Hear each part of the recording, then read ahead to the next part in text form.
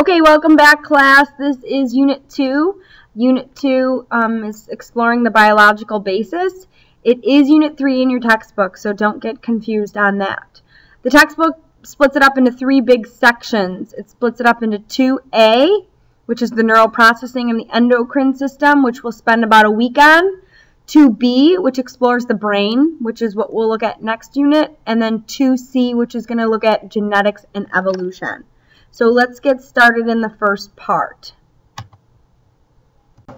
Alright, I want you to be reminded that some of the terms and people you may need to reference in the book. I do a pretty good job covering most of the material, but you might come across something that's left out. You are still responsible for the material in the textbook. This section covers pages 52 and 54 in the Myers textbook. So the big ideas, we are going to do part 1 in section 2A. Remember, this is the section that's looking at neurons and the endocrine system. What I hope you are able to understand by the end of this presentation is who Franz Gall was, who really explores biological basis, and then the neuron and parts of the neuron.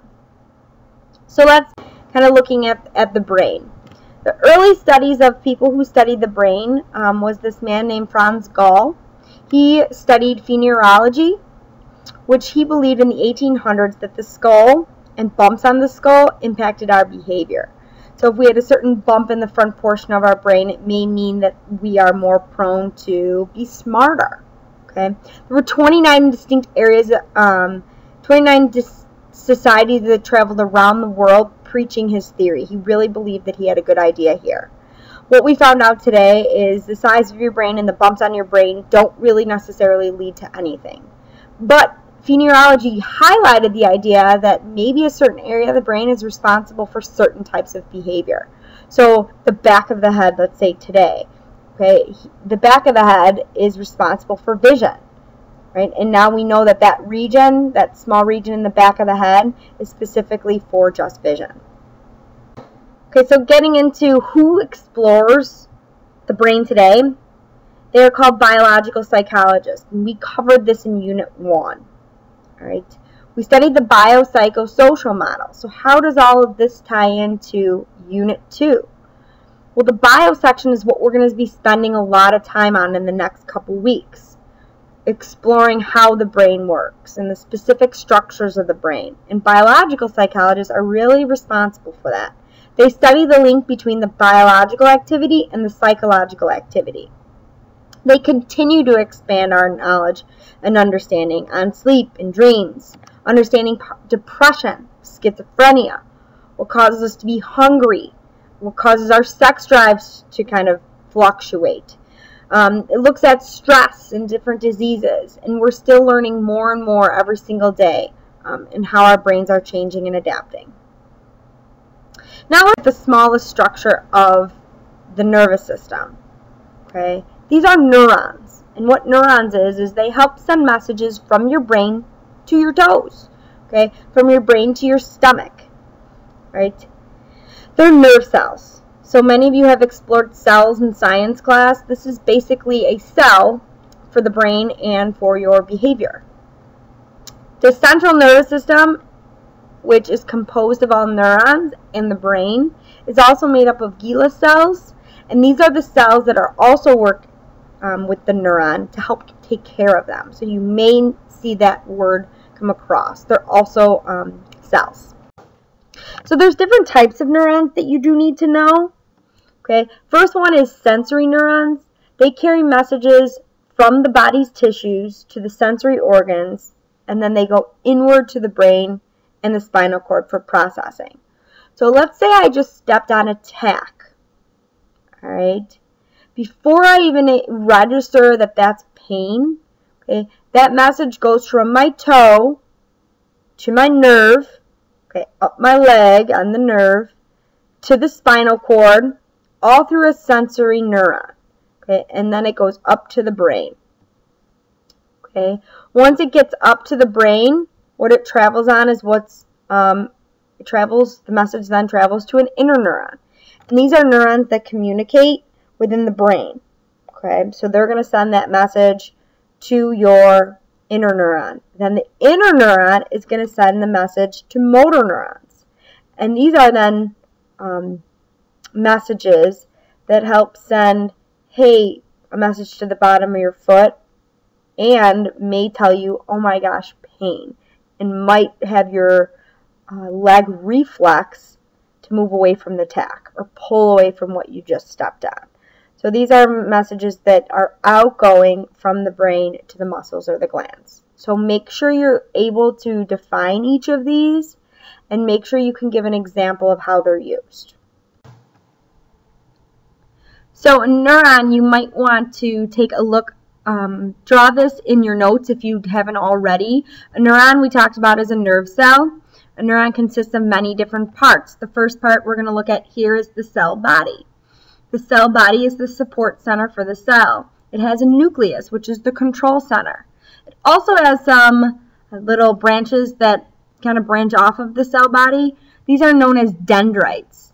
They receive messages from other cells. So they take it in through their dendrite, has it pass through the cell body, and then it's going to go down the axon. The message is going to go down the axon.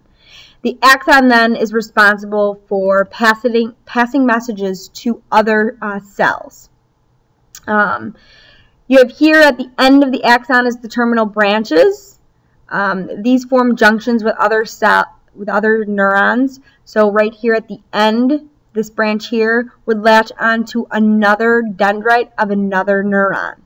Okay, so they would kind of be like the claw or grab onto the other branches of the dendrites.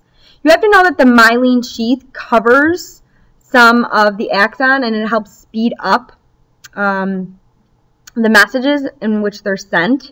There is a disorder, muscular sclerosis is a disorder that could happen if you have the deterioration of the myelin sheath. So that might be something that you need to know. And then you have the neural impulse. It sends its way down the axon, which we will explore in the second portion of this video. Okay, here are the parts of the neuron you might want to copy down again. You have the cell body, otherwise known as the soma, which is the life support center. The nucleus is the control center. Dendrites branch out from the cell body and they receive the messages. Axon are long extensions of the neuron. They cover the myelin sheath. Usually they're really long and they can stretch several feet. The myelin sheath helps insulate that axon. It helps speed up the messages. The gap in between each of the myelin sheath is called the nodes of Rainier. The myelin sheath is pretty much composed of Schwann cells. This is not in the text, but you may see it. Axon terminals are what branch off from the axon, and they help connect to another dendrite. And then the nodes of Rainier are the area between the myelin sheath. Okay, so class, to recap what we just spent some time on, the big ideas for part 1, we looked at particularly 2A. I broke it up into 2 parts here. The biological basis, we explored who Franz Gall was. We also explored who explores the biological basis, looking at biological psychologists. And then the last part we just looked at was parts of the neuron and the importance of the neuron.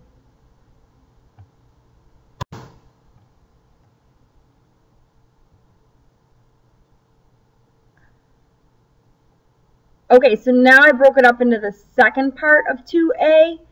We're going to be looking at how neurons transmit information. So this is kind of the second part. Basically, we're going to be learning about how information is spread from neuron to neuron.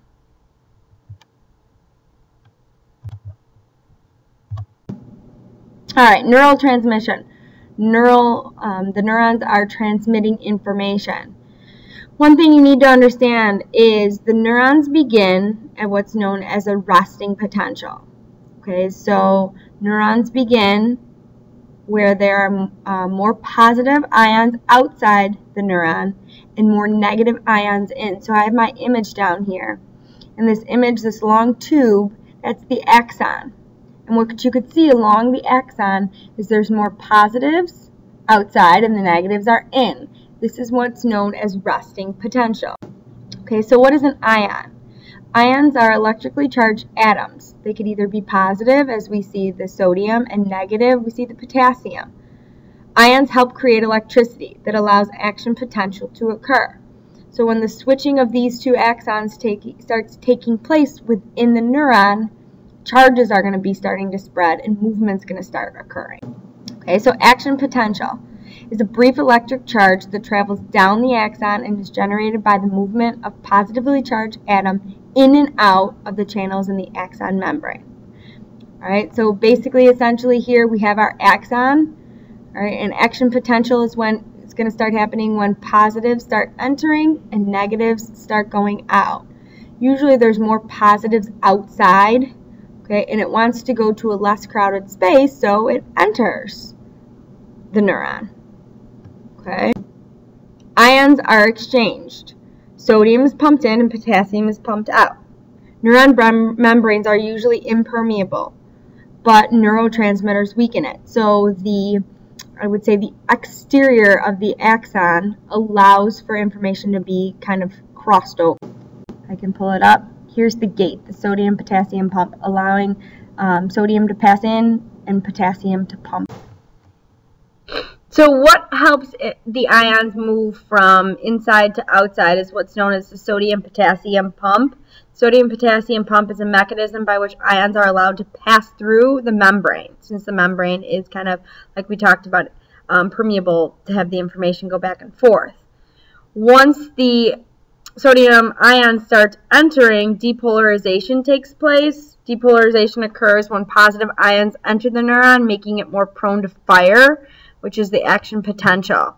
Hyperpolarization occurs when negative ions enter the neuron, making it less prone to fire and action potential.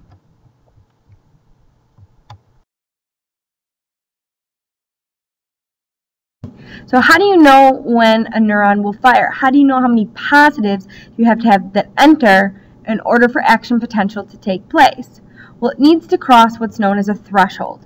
Each neuron receives depolarization and hyperpolarization currents from many neurons.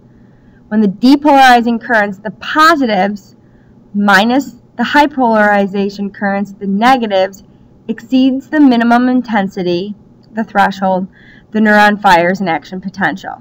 So basically, if the positive sodium ones exceed the negative, the potassium ones, there will be a firing taking place. Boom. Okay, the amount. Right? It has what's known as the all or none response. When the depolarization currents exceeds the threshold, a neuron will fire. If the depolarization currents fails to exceed the threshold, a neuron will not fire. Okay? So I like to think of it as no matter how many positives you have, okay, within the axon, it's not going to fire any faster as long as it's reaching that threshold. Okay, the minimum threshold, it will fire. Okay, so when you're like thinking about a gun, it doesn't matter how far you pull that trigger back. As long as you exceed that threshold, the gun is going to fire. All right, so intensity of the action potential remains the same throughout the length of the axon. All right, so again, it doesn't matter how intense you're going to fire it. As long as you exceed the positive ions, all or none will happen. All or none response. Okay, afterwards, okay, you have to let the